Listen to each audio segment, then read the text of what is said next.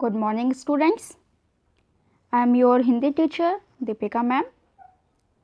Previous class में हमने हिंदी की क्लास में मनुष्य का विकास पार्ट 2 स्टार्ट किया था और इस चैप्टर का काफ़ी पोर्शन हम रीड कर चुके हैं। लास्ट क्लास में हमने रीड किया था कि मानव ने किस तरह से प्रकृति के नियमों को तोड़कर स्वयं को मुक्त किया और अपने आप को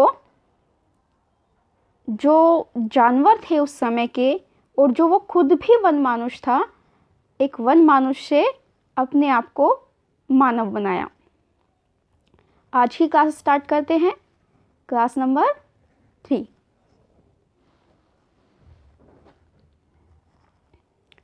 मनुष्य ने पशुओं के साथ युद्ध किया, उन्हें अपना शिकार बनाया और खाने, खेती करने व सवारी करने में उनका उपयोग शुरू किया।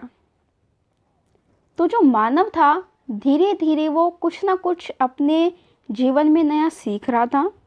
तो उसने जो पशु है उनके साथ युद्ध करना सीखा। युद्ध मीन्स लड़ाई करना।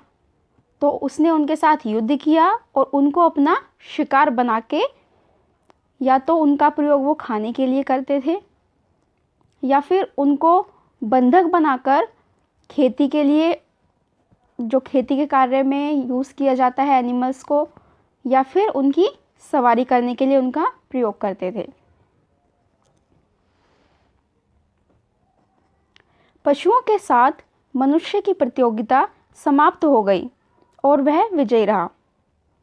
जो मानव की पशुओं के साथ प्रतियोगिता थी कि वो उसको बंधक बना रहा था, शिकार कर रहा था, तो वो जो एक उसकी प्रतियोगिता यानी कि जो कंपटीशन था या स्पर्धा थी वो समाप्त हो गई।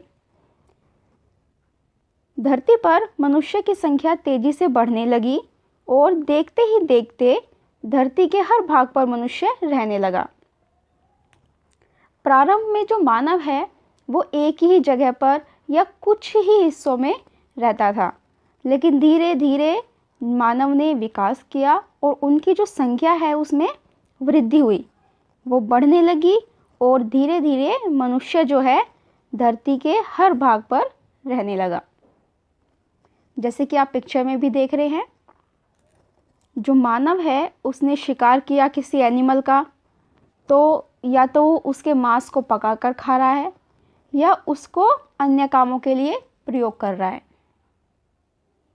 Next page number 330। क्या तुमने कभी कुत्ते से बात करने की कोशिश की है? कुत्ता जब अपने मालिक को कुछ समझाना चाहता है तो वह उसकी आंखों में देखता है, अपनी नथुनी चुभाता है और अपने पंजे उसकी गोद में रख देता है। वह अपनी दुम हिलाता है और बेचैनी प्रकट करता है। वह शब्द नहीं बोल सकता, इसलिए अपनी बात समझाने के लिए सिर से लेकर दुम तक का सहारा लेता है। तो इसने बताया है कि जो एनिमल में जो कुत्ता है, जो डॉग है, वो अपने मालिक को अपनी बात समझाने के लिए कैसे कैसे कार्य करता है और अपने जो उसके बॉडी पार्ट्स हैं उनको किस तरह से यूज़ करता है। जैसे कि डायरेक्ट वो आँखों में देखता है, आई कांटेक्ट करता है, या अपने जो नथुनी है, जो उसकी नोज़ है, उसको चुभाता है, पंजों को गोद में रख देता है, अपनी दुम यानी कि जो उसकी पूंछ है वो उसको हिलाता है। तो इस तरह से अपनी बेचैनी, अपनी खुशी या अपना प्यार वो अपने इन हाव भाव से प्रकट करता है। इसके लिए वो अपने सर से लेके पैर, वो दुम, सर से लेके अपनी पूंछ तक के सभी अंगों का सहारा लेके वो अपनी बातों को समझाता है। ऐसा क्यों करता है? क्योंकि जो डॉग है वो बोल नहीं सकता, हमारी लैंग्वेज नहीं बोल सकता। जैसे हम क्लियर वर्ड्स बोलते हैं वैसे नहीं बोल सकता। नेक्स्ट पैराग्राफ, प्राग ऐतिहासिक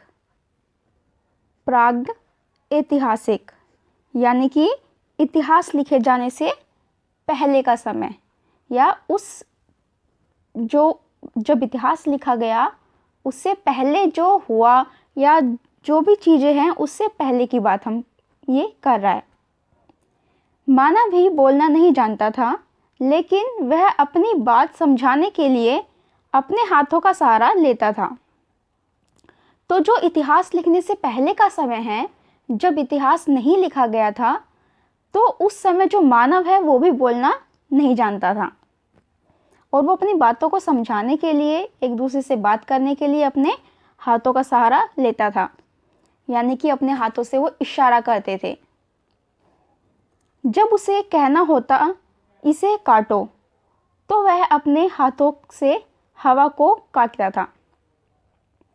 किसी चीज़ को अगर काटना है तो अपने हाथों से इशारा करके बोलता था कि इसे काट दो, इस तरह से, या कुछ जैसे भी वो अपने सिंबल्स को यूज़ करते थे। जब वह कहना चाहता इसे मुझे दो, तब वह अपने हाथ आगे फैला दिया करता था। अगर हमें कोई चीज़ चाहिए, हम किसी से बोल नहीं रहे हैं, तो अब भी हम अपने हाथों को ऐसे फैला देते हैं कि भाई मुझे दे दो। तो इस तरह से जो मानव है प्रागैतिहासिक समय में इशारों से इस तरह बातें करता था। दूसरे मनुष्य का ध्यान अपनी ओर आकर्षित करने के लिए चिल्लाता या गुर्राता था।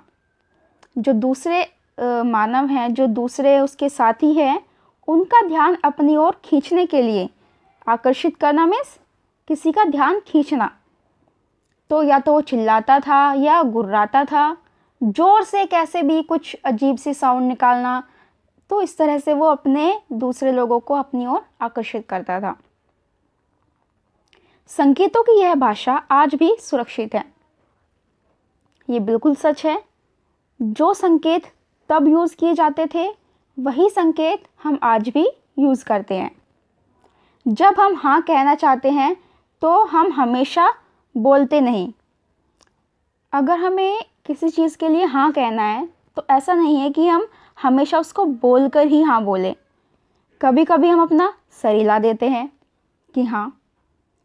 जब हमें किसी का अभिवादन मीन्स किसी को रिस्पेक्ट देना, नमस्ते करना या उसका सम्मान करना, तो अभिवादन करते हैं तो हम झुक जाते हैं। हम किसी को बोल नहीं रहे हैं, कुछ नहीं कर रहे हैं, हम बस उसके सामने झुक गए, तो वो क्या हुआ, एक इशारा हुआ झुकना, और उससे हमने किसी का अभिवादन किया। कुछ बातों के उत्तर में हम अपने कंधे उचकाते हैं, त्योरियां चढ़ा लेते हैं, होठ काटते हैं, कई बार किसी की ओर उंगली उठाते हैं, पैर पटकते हैं, सिर को हाथों से थाम लेते हैं, दिल पर हाथ रखते हैं, किसी से मिलने पर हाथ मिलाते हैं और विदा लेते समय हाथ हिलाते हैं। तो ये सारे जो हम काम करते हैं, ये सब हम इशारों में करते हैं और इससे हमें कुछ ना कुछ समझ आ जाता है। जैसे मान लीजिए कोई स्टूडेंट है तो वो पैर पटक के जा रहा है, नॉर्मली जाता है, लेकिन वो अभी जो है पैर पटक के जा रहा है, तो इसका मतलब क्या है कि वो गुस्से में जा रहा है या नाराज़ है। अगर हमें किसी की तरफ बताना है तो हम एक इशारा कर देते हैं, तो उससे हम बताते हैं कि भाई इसने कुछ किया है, जो भी चीज़ें हैं। तो इस तरह से हम काफ़ी सारे पोस्चर्स को यूज़ करते हैं अपनी डेली लाइफ में। इस तरह संकेतों की एक पूरी भाषा है। तो जो ये इस तरह की जो लैंग्वेज है जिसका हम यूज़ करते हैं, उसे हम संकेतों की भाषा कहते हैं, जिसमें एक भी शब्द नहीं बोला जाता और इसमें शब्द नहीं बोले जाते, सिर्फ इशारों में या अपने एक्शंस के थ्रू हम अपनी बात को कह देते हैं। कक्षा में जब अध्यापक किसी प्रश्न का उत्तर चाहते हैं तो उत्तर जानने वाले छात्र हाथ उठा लेते हैं। ये तो आप नॉर्मली अपनी क्लास में मोस्टली डेली करते ही हैं। जब आपसे कोई क्वेश्चन पूछा जाता है या आपसे कहा जाता है कि भाई रीडिंग कौन करेगा, तो मोस्टली सभी जो है अपना हाथ ऊपर उठा देते हैं। तो इसका क्या मतलब होता है कि मैं भी रीड करना चाहता हूँ और जो दूसरा बच्चा है वो भी कह रहा है कि वो भी रीड करना चाहता है। आपने कुछ कहा नहीं, लेकिन आपके सिर्फ हाथ उठाने से ये प्रूफ हुआ या सामने वाले को ये समझ आया कि आप कुछ कहना चाहते हैं या आंसर देना चाहते हैं, रीड करना चाहते हैं, जो भी है। यदि 30-40 बच्चे एक साथ बोले तो क्या होगा? सेम चीज़, मान लीजिए आपकी क्लास में टीचर ने कोई आपसे क्वेश्चन पूछा और एक साथ 30-40 बच्चे बजाय हाथ उठाने के एक साथ आंसर देंगे तो क्या होगा? मोस्टली आपके साथ ये भी होता है, कई बार कुछ बच्चे एक साथ इकट्ठा आंसर दे देते हैं एक्साइटमेंट में। तो ये क्वेश्चन मैं आपके लिए छोड़ रही हूँ, आप इस पर सोचिए और विचार कीजिए कि एक साथ अगर सारे बच्चे आंसर देंगे तो क्या होगा। आगे का चैप्टर हम नेक्स्ट क्लास में टुमारो कंटिन्यू करेंगे। Thank you and have a nice day.